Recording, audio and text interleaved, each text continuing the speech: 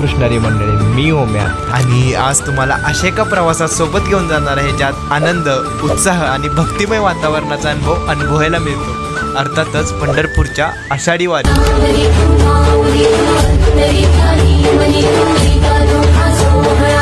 वारीत चालत असताना कानावर पडणारा टाळ मृदुंगाचा नाद, माऊलींनी माथ्यावर घेतलेले तुळशी वृंदावर आणि महाराजांचा रथ पाहून माझ्या थकलेल्या मनाला एक नवीन ऊर्जा मिळाली।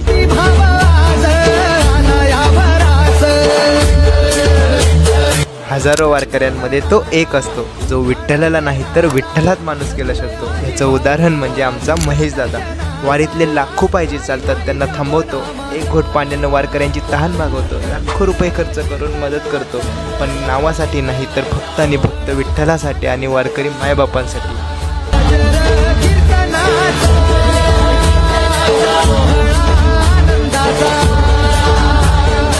शेवटी पाय जरी थकले तरी मन मागे फिरत नाही, फक्त एकाच भेटीची आज सर्वांना लागलेली असते। हीच तर वारी खरी अनुभवायची असते। व्हिडिओ आवडल्यास लाईक, शेअर आणि तुमच्या भावाला फॉलो करायला विसरू नका आणि कमेंटमध्ये लिहा जय जय रामकृष्ण हरी।